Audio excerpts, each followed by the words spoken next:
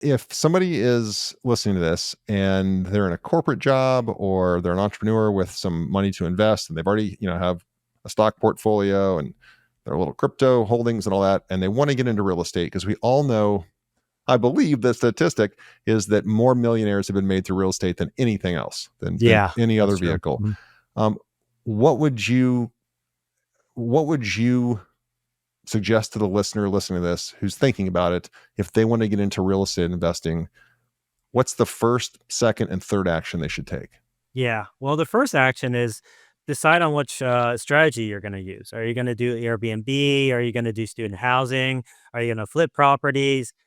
Generally, whichever strategy you use, you want to find somebody who's done it before and kind of copy their model. So either copy their model or hire them as a mentor to coach you through the process. I mean, I lost so much money not having mentors. So I realized the value in having somebody or a coach to coach you through the process.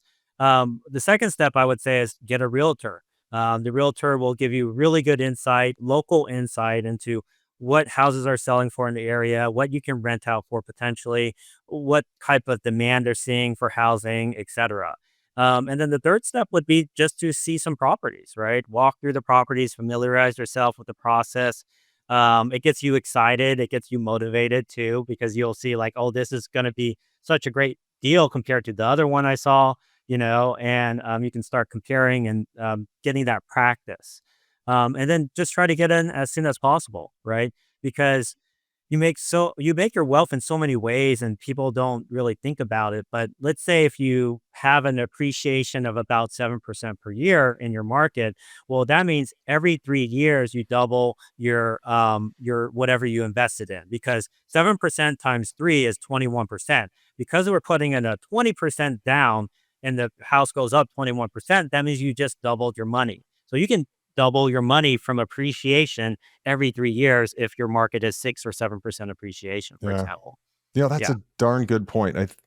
Wow, that I don't know why that light bulb just went off, but you're right. It's not, if the home's 400 grand, it doesn't have to go to 800 for you to double your money. It actually just exactly. has to go up to 480 That's and you've correct. doubled your Yeah. money. Yeah. Yeah. So it's Yeah. like a 33% per year. If it's like Y- 6 or 7% Yeah. appreciation. That's, wow. That's duh. Yeah, yeah, yeah. Where And were you people still argue 35 that years stocks are ago? better, but Yeah. Yeah. yeah.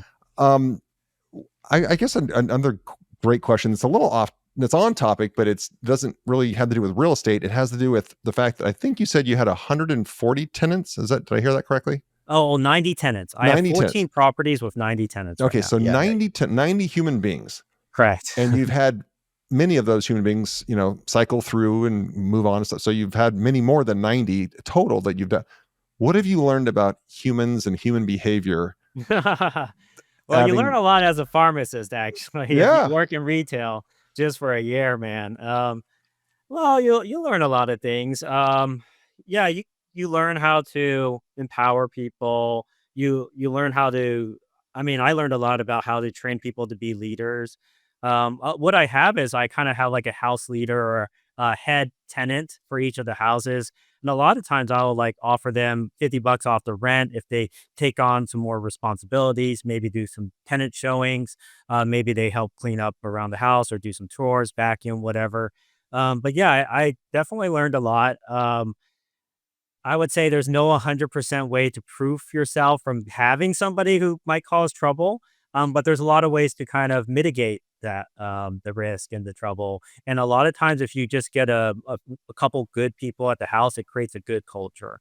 yeah, So just really think about who you're bringing in. If you have a bad vibe from that person, or you feel like this person could be trouble, maybe they seem to be a little bit needy or something like this, then just listen to your gut for that, right? sure. It's better to take an extra month of vacancy if you have to get in the right tenant than bring in a tenant a month early or right away, and then them having to cause you headaches for the rest of the year. Oh yeah. Oh yeah. Yeah. I've actually written about this, and I preach this to somebody to listen. I'd love to get, see if you agree or disagree. I believe, we have this sixth sense, and our gut. Everybody calls it their gut, right? Right. That Intuition. that is a great way, and it's a gift that we have to rule something out that doesn't quite feel right. We don't know why, but it doesn't quite feel right. Right. And I've never been wrong when my gut has told me that, but when I've allowed my gut to say, "Well, the numbers don't really say it, or the person doesn't, the resume and the way they interviewed, but I just have a feeling," that's never turned out well for me. Yeah, So I tell exactly. people, like, use your gut to rule things out, but don't use your gut to rule things in. And Yeah. I'm kind of curious if same take with I would the say so. Yeah, I yeah would say so. I agree yeah. with that. Mhm.